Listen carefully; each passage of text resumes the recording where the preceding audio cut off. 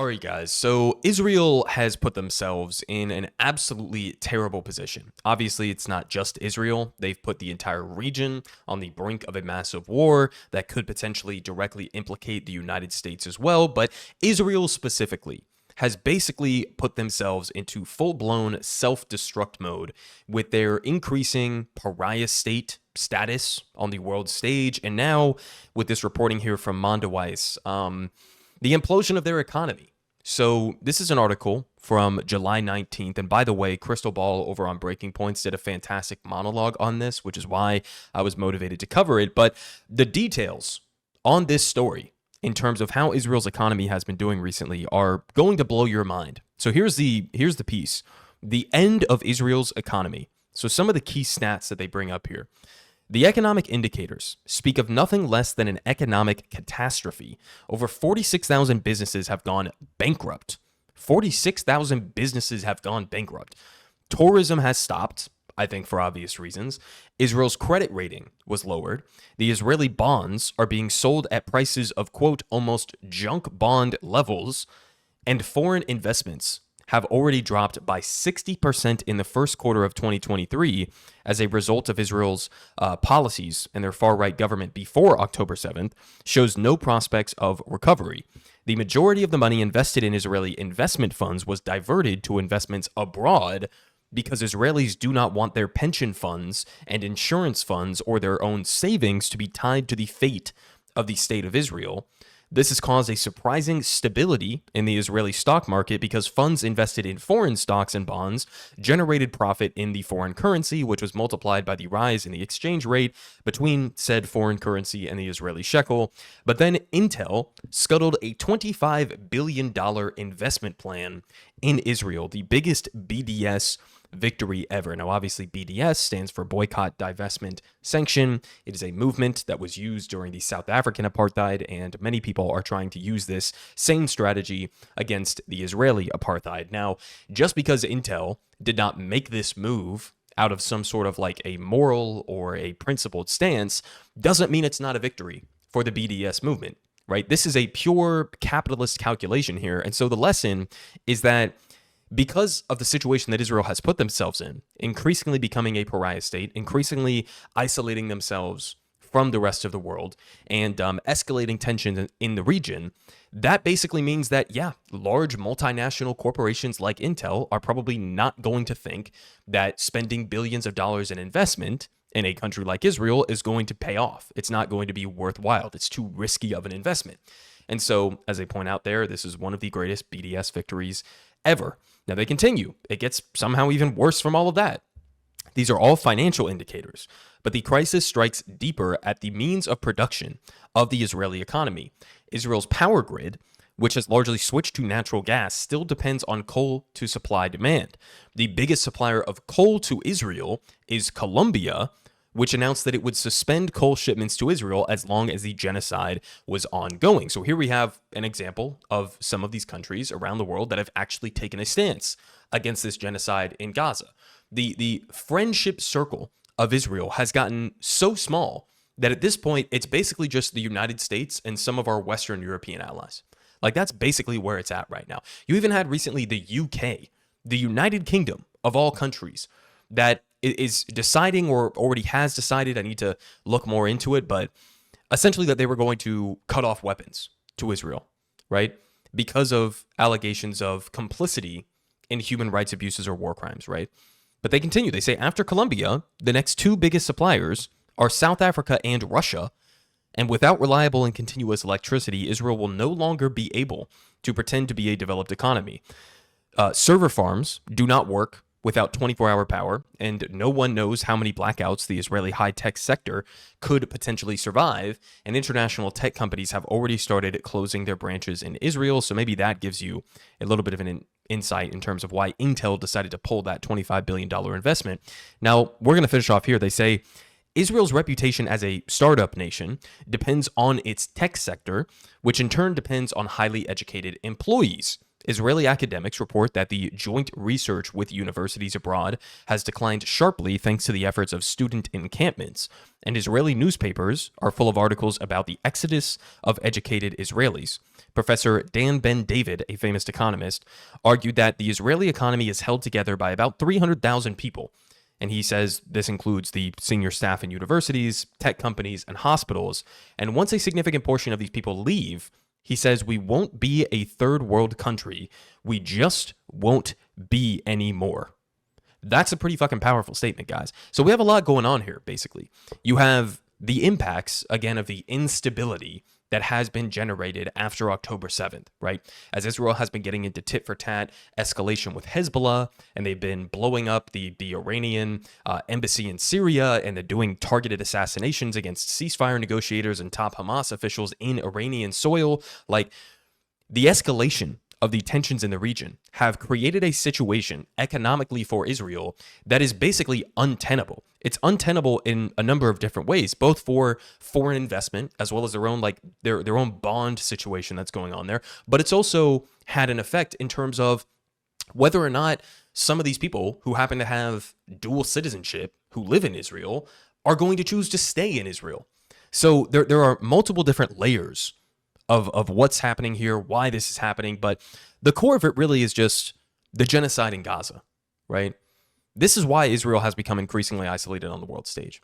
It is because we are now 10 months almost into this genocidal war on the people of Gaza. And again, you have had countries that you wouldn't think would have ever turned against Israel that are starting to recognize that this is an untenable situation. How many different countries have we seen just in the last couple of months that have decided to go out of their way against the wishes of Israel, against the wishes of the United States, to recognize a Palestinian state? How many different examples of, for example, the International Criminal Court launching potential arrest warrants against Benjamin Netanyahu and Yoav Gallant, or the International Court of Justice with their genocide case against Israel? How many different examples of the international institutions that we have set up, that we set up after World War II and the Holocaust with all of the widespread war crimes that were committed back then? How many of these institutions have started to target Israel for their brazen violations of international law? I mean, this is a story of the Zionist project collapsing in on itself. It is a story of how engaging in this kind of behavior is not going to be sustainable in the long term. So this was an incredibly interesting article. And again, go watch Crystal's monologue that she did on Breaking Points on all of this, because she did a fantastic job on it, probably better than I could. But we move on, because we have some other things I wanted to cover in this video here. Because as the Israeli economy is imploding, as tensions are escalating in the region, we have, of course, the United States playing our role here and rushing firepower to the Middle East as Israel braces for a retaliation from Iran, obviously a retaliation for the assassination of Ismail Haniyeh, a top Hamas political leader, again, on Iranian soil, which I don't think you could possibly make an argument was not an intentional act of escalation. And so it's yet to be seen exactly how Iran is going to respond. We've gotten some reporting over the last couple of days, like, oh, it's going to be any hour, any day now that Iran is going to respond in some way, shape, or form. Is this going to come with, their proxies in the region potentially attacking Israel, or is it going to look more like the last time when Iran was responding to the bombing of their embassy in Syria, and they're going to lob a sort of telegraphed, a launch of drones and missiles towards Israel that will be largely intercepted? Like, if you think about this from Iran's perspective, it's actually kind of interesting, because there's sort of two balances or two sides to a balance that are going on right now. Because if Iran is trying to play the long game here, right, and obviously I think the Iranian government wants to see the downfall of Israel, if they're trying to play the long game, then their best move here, arguably, would be to basically do nothing, or to sort of just respond in a way that is not escalatory, right? Clearly not escalatory. That would sort of be their best move, because again, Israel is in self-destruct mode. So they kind of just have to sit back and not fall for the bait. But on the other hand, again, there's an immense amount of pressure, domestically or otherwise, for them to flex their power, for them to not be humiliated by allowing one of their foreign guests to just be assassinated on their soil with no repercussions, right? So they're sort of balancing the two sides of that equation. And by the way, I mean, think about as the United States government right now is trying to warn Iran and telling them, don't escalate, don't respond to this, right? Don't be the aggressor. Let's just think about how would the United States respond if we had, I don't know, the president of Germany or something, prime minister of Germany, visiting the United States in Washington, D.C., and some foreign government, let's say it's Russia, assassinated him in a targeted strike in Washington, D.C. How do you think that the United States government would respond to that? So I want you guys to keep that in mind as the U.S. government is like pretending as if it's Iran that's being the aggressor here. They're responding to what is happening around them. Now, I'm not defending the Iranian government. I'm not a fan of the Iranian government. I'm just saying this is something you could expect in terms of a response from literally any government on the face of the planet that had something like this done to them, as Israel just did. So this is the kind of shit that forces me to say that Israel, it seems like, is hell-bent on trying to start a regional war. You don't assassinate the head negotiator, the top political leader of Hamas, inside of Iran if it's not an escalatory move. If you wanted Ismail Haniyeh, you could have done this over the last 10 months because he wasn't in Iran over the last 10 months. He was in Qatar, for example. Why did you not assassinate him in Qatar? So I think just think about that for a little bit, right? Now, so the United States is sending apparently a bunch of cruise missiles and a bunch of warships to the region. We're gearing up, guys. We are actually gearing up to potentially fight a war, which ironically, and this is a point that was made by Omar Badr, it's a deeply confusing and bizarre situation because neither the United States nor Iran, I think, want war with each other. It's really just Israel that wants the war. And yet this may end up happening. The entire region might blow up because Israel is forcing basically the United States to come and fight a war against Iran on their behalf. That's what we're on the brink of. I mean, it would be the dumbest war in history. It would somehow, outweigh even the Iraq and Afghanistan wars. That's how disastrous this could be. We're potentially talking about millions and millions of people dying, tens of millions of people being displaced. I mean, the impacts of this kind of a war, to say that it's disastrous would be the understatement of a century. And then we also have this here from Biden directly. He says that Iran is expected to push off attacking Israel if Gaza ceasefire deal is clinched. Now, I wish that this would happen. I hope that this ends up happening. Potentially, this is the off-ramp to avoid a broader regional war.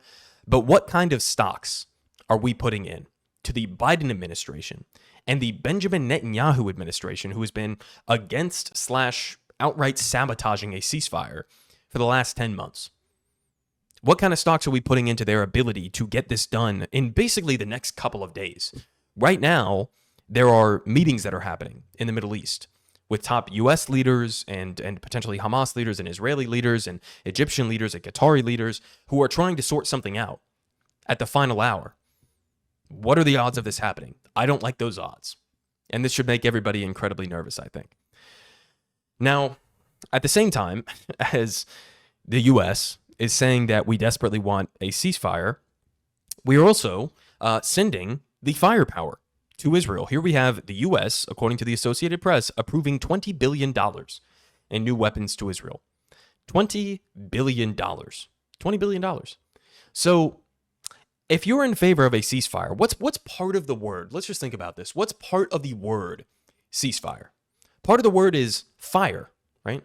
It's about half the word, fire.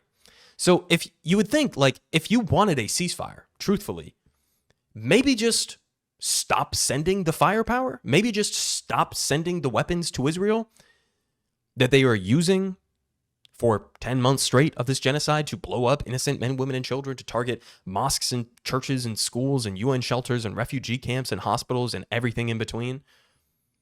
Maybe that would be like step one. You want to prevent a regional war. You want to stop the genocide in Gaza. You desperately want a ceasefire. Then cease the firing. Stop giving them the weapons. $20 billion. Now, this is probably the most ironic thing you'll ever see in your life. Here we have Secretary Anthony Blinken, Secretary of State Anthony Blinken, And he tweeted something out on the 75th anniversary of the Geneva Conventions. And he said, "Today we commemorate the 75th anniversary of the Geneva Conventions of 1949.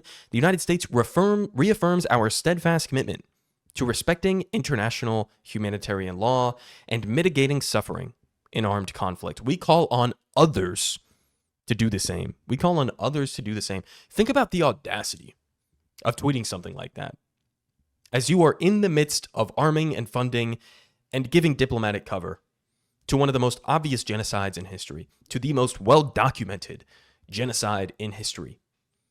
And you're tweeting this kind of shit out. And then like a day later, sending $20 billion to the government, to the military that is in the midst of committing that genocide. Does it get darker than that? Yes, it does. Because here we had another recent story, just to give you a perspective in terms of what has been happening in Gaza just over the last couple of days. There was recently a strike, and as you can see here from what appears to be the image of this strike, looks like it's like the top floor of a building. You can see that it's basically one apartment that looks to have been struck. And inside that apartment, Israel killed 2 4-day-old twins and their mother and grandmother. This looks like a targeted strike, does it not? I mean, the original story was here from Sky News. 4-day-old twins killed in Gaza. Airstrike as father went to get birth certificates. The dad was going to get birth certificates. He was on his way to get birth certificates. His children were killed. Twins. I also want you guys to think about, this is something that Ryan Grimm brought up earlier today, how difficult it is, how much of a challenge, sort of like a miracle of sorts, to, in the midst of what has been happening in Gaza, to even be able to carry to term twins, given what is happening right now, given the widespread malnutrition and starvation, given the relentless bombing campaigns, the endless displacement, this game of genocidal musical chairs that Israel has been playing with the Palestinians in Gaza, to even get to the point where you are able to successfully carry twins to term. And then you have those twins, and then within days, they're killed. Within 4 days, they are both killed in a what looks to be surgical strike on their apartment building. You know, in my book, we call this murder. That's what we call this. We call this a war crime. That's what we call this. Now, we also have, at the same time, as pointed out here by Ryan Grimm, some video that I'll play here as I'm commentating over it of an American who was over in the West Bank, which is in the midst of being continuously ethnically cleansed by the Israelis as they expand their illegal settlements by the thousands. And this is an American who was over there trying to defend against the expansion of these settlements in the West Bank. And they were shot. They were shot by the IDF. What happened to, you guys remember when Joe Biden a while back said, in response to Iranian proxy attacks on American soldiers in the Middle East, he said, if you harm an American, we will come after you. We will respond. We will retaliate. What happened to that? Oh, so it's, if anybody else kills an American, we'll come after you, but not Israel. Israel gets a free pass. What was the U.S. response to the assassination, the targeted assassination of Shireen Abu Akleh, a Palestinian-American journalist, by the way? You guys remember that story from a few years ago? I covered it on this channel. They assassinated her in cold blood. What did the U.S. do about it? Absolutely fucking nothing. Absolutely nothing. And that's exactly what we will do about this as well. Now, a couple things, and then I'll finish off the video. We also have here, as reported by Haaretz, another example of the commonly used phrase, I think accurately used phrase, that every allegation is a confession when it comes to the IDF. If you guys remember, one of the main narratives, or two of the main narratives, I'll say, over the last 10 months to justify the unjustifiable of what Israel has been doing in Gaza has been, number one, well, you know, sure, there have been too many civilian deaths, but Hamas uses Palestinians as human shields, so what are you going to do? There's nothing we can do about it. Well, here we have a story of the Israeli army using Palestinian civilians to inspect potentially booby-trapped tunnels in Gaza, literally using Palestinian civilians in Gaza, handcuffing them, throwing them into potentially dangerous situations as human shields. I mean, this is the exact same thing as the second thing I was going to bring up, which is the other main justification people have been using to justify what has been happening in Gaza is, well, Hamas are monsters. They are savages. They are barbarians. Why? Because they committed widespread sexual abuse on October 7th. Now, I've covered, I think, pretty extensively on this channel how most of those claims have been thoroughly debunked in terms of the systemic, pre-planned, widespread sexual assault on October 7th. But then we get stories like I covered a few days ago of the torture camps inside of Israel at Stitimon in the Negev desert, where there has been extensive, well-documented, and now, in fact, according to the recent reporting a couple of days ago, now video evidence of multiple different forms of torture happening at this facility, including sexual assault, including rape, including, forcible sodomizing of Palestinian detainees that they have rounded up from inside Gaza, keeping in mind that it's not as if these people who they're rounding up are all just like evil Hamas militants who killed civilians on October 7th. Most of them, or a huge chunk of them, are just random civilians that they have taken from Gaza. And they are being subjected to the most grotesque forms of torture that you could possibly imagine inside of Israel. So these two claims have been used to justify what Israel has been doing inside of Gaza. And yet when it comes to the Israelis doing the same thing, in an actual verifiable evidence-backed way, what does the U.S. have to say about it?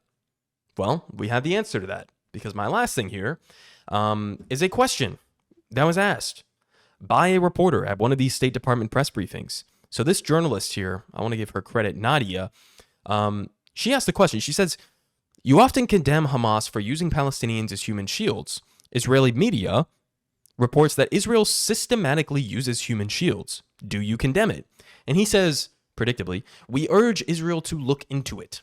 We urge Israel to look into it. She responds, "What makes these reports and Hamas using human shields as fact?" He says, we know this with incredible certainty."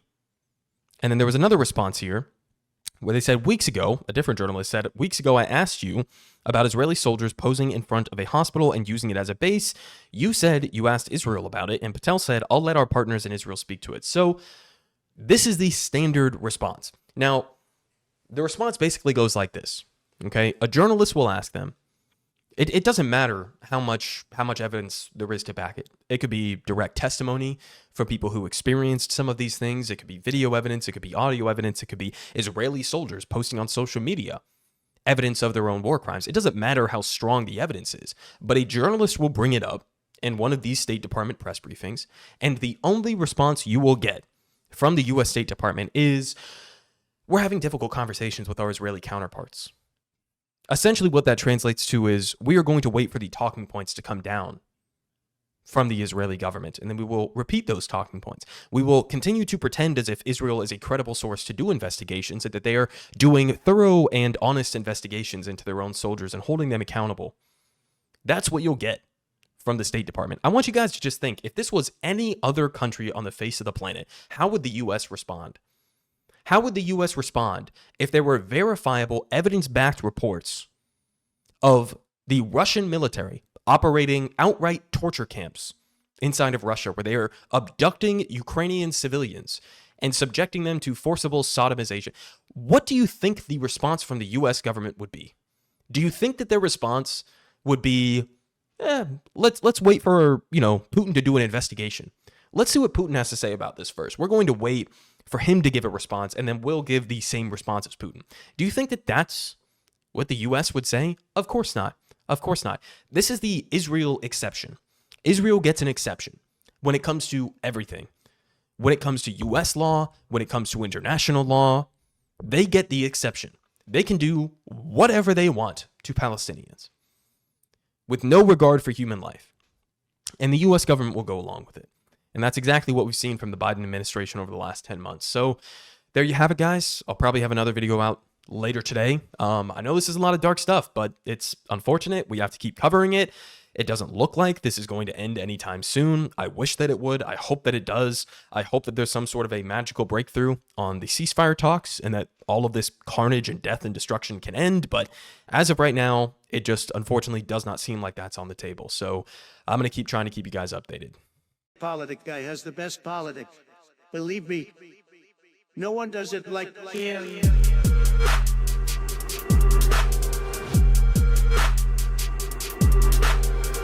Believe me. Everyone is saying